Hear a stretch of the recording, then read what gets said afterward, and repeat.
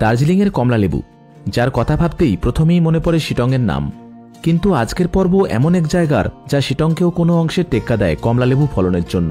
বিজনবাড়ি ব্লকের ছোট্ট এক গ্রাম রেলিং। এখানে প্রায় 15-20টির মতো বড় বড় কমলালেবুর বাগান রয়েছে। অনেক পুরানো গাছ থাকায় ফলনও ভালোই হয়। দার্জিলিংয়ের কমলালেবু গন্ধ ও অধিক রসের জন্য বিখ্যাত। আর হবে নাই বা কেন? যে ফল কুঁড়ি থেকে পরিপক্কতা লাভ করতে 10 মাসেরও বেশি সময় নেয়, সেই ফল দেখতে হোক বা খেতে মিষ্টি তো হবেই। সঙ্গে থাকার ব্যবস্থাটা যদি হয় স্বপ্নের কটেজে, তাহলে তো পুরো ছুটিটাই জমে ক্ষীর, কি তাই না? আর সেই কটেজে যদি থাকে সুন্দর একটা ঝোলা বারান্দা, যে বারান্দায় বসে থেকে একটা পুরো বেলা কাটিয়ে দেওয়া যায় অলসভাবে। ফার্মস্টে থেকে 10-15 মিনিট একটু কষ্ট করে হেঁটে গেলেই পাওয়া যেতে পারে কমলা রস, যাতে মন একটু হলেও হতেও পারে বশ। কমলা লেবুর সিজনে না আসলেও ছোটডঙ্গিতে স্বচ্ছ স্রোত আর সবুজ চা বাগানের গন্ধ ভুলিয়ে দেবে সব মন্দ। সে যাই হোক, শুরু করছি আজকের পর্ব, যাতে হবে রেলিংয়ের গল্প।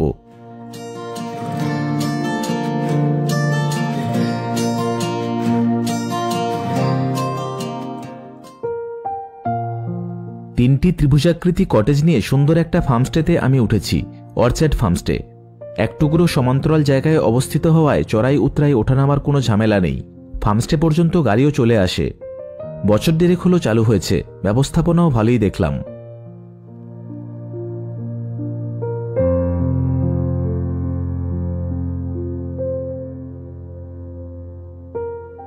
এখান থেকে সমগ্র কাঞ্চনজঙ্ঘা রেঞ্জকে দেখা যায় না, শুধুমাত্র কাঞ্চনজঙ্ঘা পিক আর মাউন্ট নার্সিংকেই দেখতে পাওয়া যায়।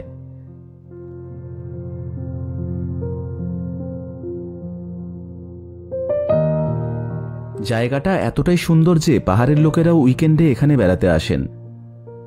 ইনি হলেন প্রীতি। এখানে এসেই প্রথম পরিচয় হলো। সপরিবারে মিরিক থেকে এখানে বেড়াতে এসছেন। দুপক্ষই ভ্রমণ পিপাসু হওয়ায় অল্পেই আমাদের আলাপ জমে উঠল।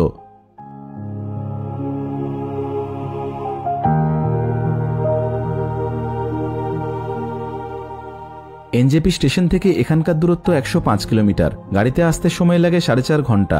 রিজার্ভ গাড়ি ভাড়া 4.5 থেকে 5.5 হাজার টাকা। আর যদি শেয়ার গাড়িতে আসতে চান তাহলে শিলিগুড়ির এয়ারভিউ মোড় থেকে বিজনবাড়ি পর্যন্ত এসে তারপর রেলিংয়ের জন্য সার্ভিস গাড়ি নিতে হবে। ভাড়া মোট 400 টাকার মতো। শিলিগুড়ি থেকে রেলিং পর্যন্ত ডিরেক্ট শেয়ার কার 1-2টোই আছে, তবে অনিশ্চিত। এ বিষয়ে আগে থেকে ফার্মস্টেতে কথা বলে নেওয়াই ভালো। আর যদি দার্জিলিং থেকে আসতে চান সেক্ষেত্রেও চকবাজার থেকে বিজনবাড়ি পর্যন্ত এসে তারপর রেলিংয়ের গাড়ি ধরতে হবে। সকালের জলখাবার খেতে ফার্মস্টের ডাইনিং এরিয়াতে এলাম। এই জায়গাটিও খোলামেলার মধ্যে খুব সুন্দরভাবে তৈরি করা হয়েছে। জলখাবারে খেলাম পুরি, আলুর দম, অমলেট, স্যালাড আর আচার। এখানকার আলুর দমটা দুর্দান্ত লাগলো আমার।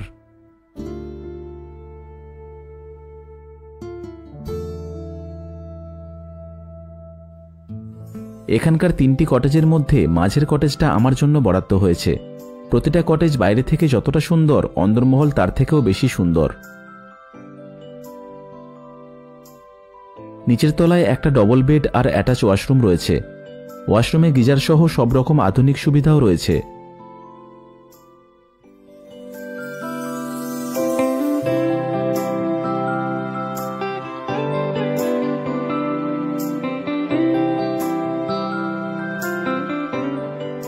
উপরে ওঠানামার জন্য কাঠের সিঁড়ি করা আছে।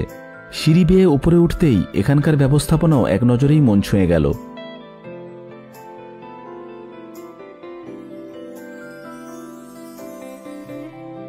কটেজগুলোতে ডবল শেয়ারিংয়ে থাকলে দৈনিক খরচ মাথাপিছু 2000 টাকা। ট্রিপল শেয়ারিং বা তার বেশি জন থাকলে খরচ 1500 টাকা লাগে দৈনিক থাকা ও খাওয়া সমেত। শুধুমাত্র বারান্দাযুক্ত প্রথম কটেজটায় ট্রিপল শেয়ারিং বা তার বেশি জন থাকলে খরচ 1700 টাকা করে লাগে মাথাপিছু।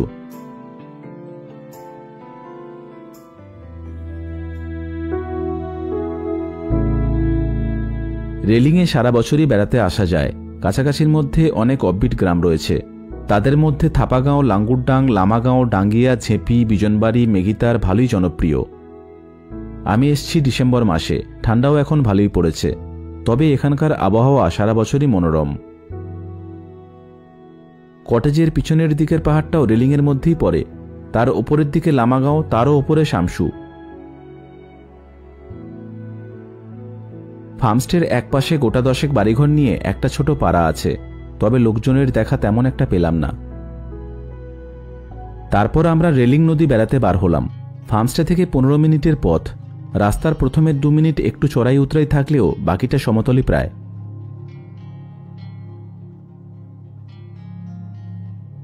চারিপাশ সবুজে ঘেরা শান্ত পরিবেশ, তাই হাঁটতেও ভালোই লাগে। চারিদিকে জঙ্গল হওয়ায় প্রচুর পাহাড়ি পাখিরও দেখা মেলে।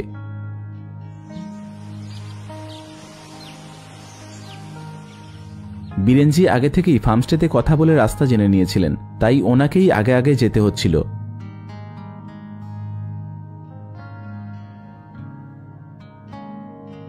মাঝে কয়েকটা বাড়িঘর নিয়ে একটা ছোট পাড়া পড়ল। অনেক রকম শাকসবজির চাষ হচ্ছে এখানে, তবে আলুর ক্ষেতই বেশি চোখে পড়ল।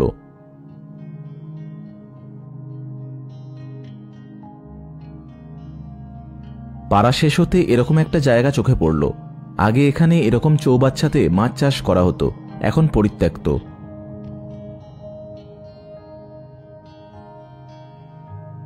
তারপর নদীর উপরে পুরনো একটা লোহার ব্রিজের কাছে এসে পৌঁছালাম। বর্তমানে অন্যদিকে গাড়িপথ হয়ে যাওয়ায় এই পথে লোকজনের যাতায়াত নেই বললেই চলে, তাই এখানে প্রকৃতিও আবার তার নিজ ছন্দেই মেতে উঠেছে।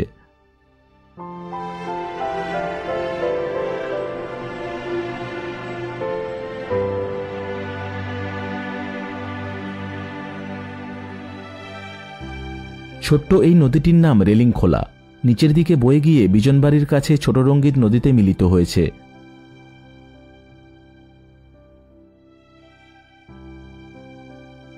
লোহার এই ব্রিজের অপর প্রান্তে আছে খোলাগাড়ি, শামসু সহ ইত্যাদি গ্রামবসতি।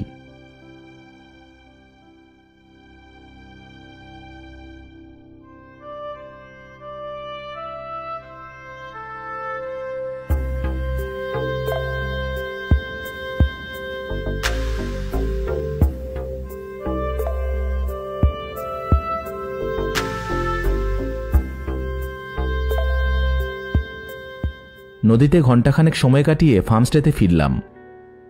এটাই ফার্মস্টের একমাত্র বারান্দাযুক্ত কটেজ।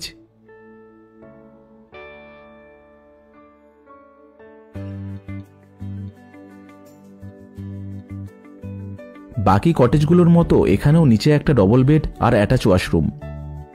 উপরেও একটা ডবল বেড আর দুপাশে দুটো সুন্দর বারান্দা আছে।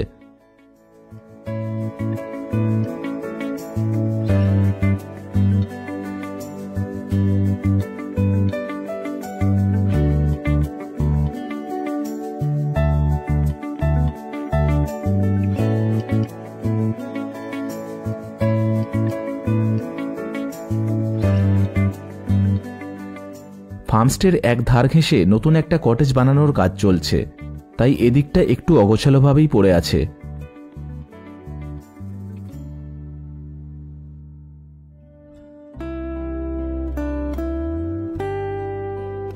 এবার দুপুরের খাবার খাওয়ার ডাক আসলো।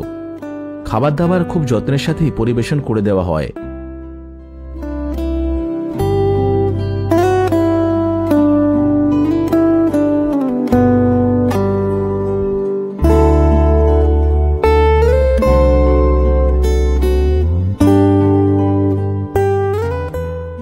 টেবিল ভর্তি করে একগুচ্ছ পদ, রান্নাবান্নাও ঘরোয়া, গুণমান তো খুবই ভালো, স্বাদেও ফাটাফাটি লাগলো আমার। और ये आलू का चटनी है, ये लोकल लीटर का गोरखे अचार और गोभी और मटर, हाँ, और क्वास और अंडा करी।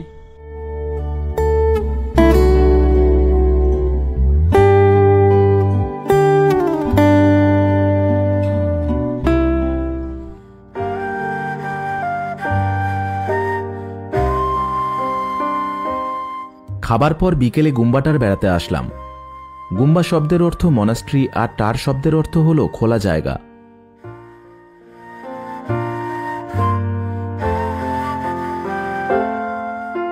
আগে এইখানে একটা মনাস্ট্রি ছিল, বছর 20 আগে আগুনে পুড়ে নষ্ট হয়ে যায়, তারপর আর তৈরি করা হয়নি।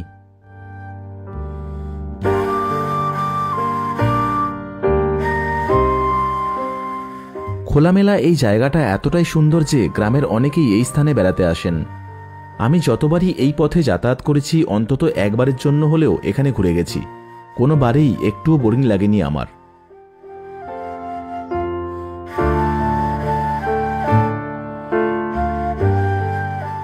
দূরে দেখতে পাওয়া যায় দার্জিলিং শহর, তার একপাশে কাঞ্চনজঙ্ঘা।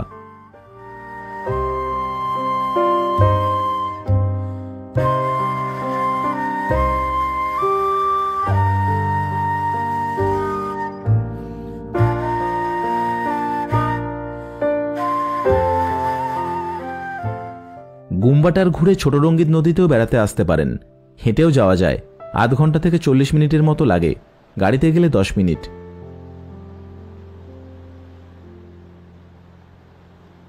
এগুলো গত এপ্রিলের তোলা, তবে বর্ষায় এই জায়গা ভয়ঙ্কর সুন্দর হয়ে ওঠে।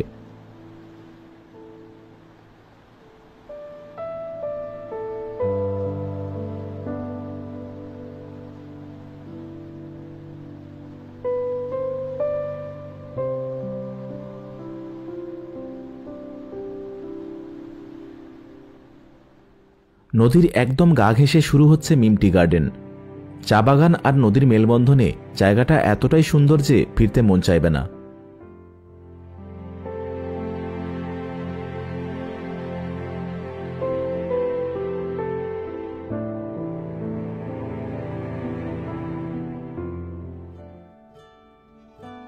সন্ধ্যের একটু আগে ফার্মস্টের কাছের একটা পাড়াতে ঘুরে বেড়াচ্ছিলাম।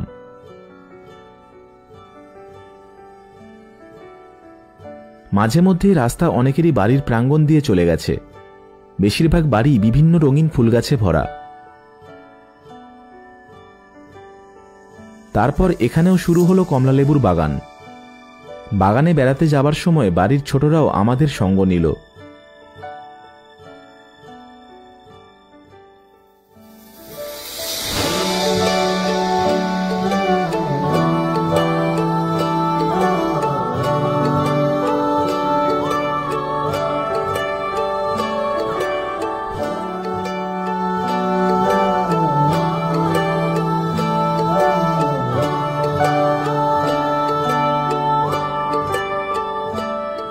এই সব বাগানই ব্যক্তিগত মালিকানাধীন।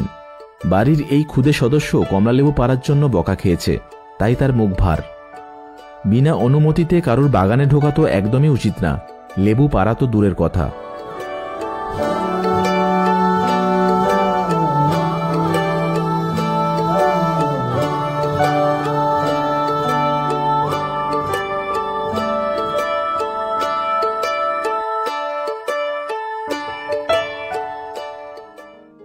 পাহাড়ের এই রাতের দৃশ্য দেখতে হলে ফার্মস্টে থেকে 2-3 মিনিট হেঁটে রেলিংয়ের মেন রাস্তার ধারে আসতে হয়। দূরের পাহাড়টায় ঝলমল করছে দার্জিলিং শহর, আর সামনে দেখা যায় মেরিবং টি এস্টেট ও সংলগ্ন জনবসতি।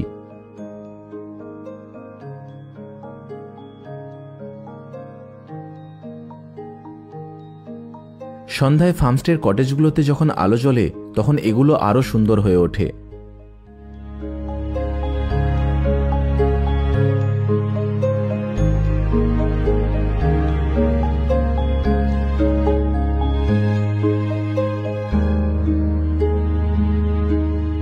চাইলে এখানে বনফায়ার ও বারবিকিউয়ের ব্যবস্থাও করা হয়ে থাকে।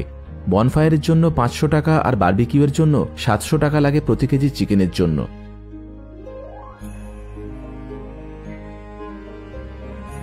ফার্মস্টের পরিবেশ, আতিথেয়তা আর ব্যবস্থাপনা বেশ ভালো। আমার মতে পরিবার, পরিজন, বন্ধুবান্ধবের সাথে কয়েকদিনের ছুটি কাটানোর আদর্শ জায়গা।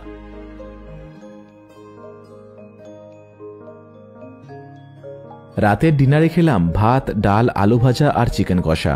প্রতিটা রান্নাই ভালো, তবে এখানকার চিকেন কষা একটু বেশি ভালো লাগলো আমার।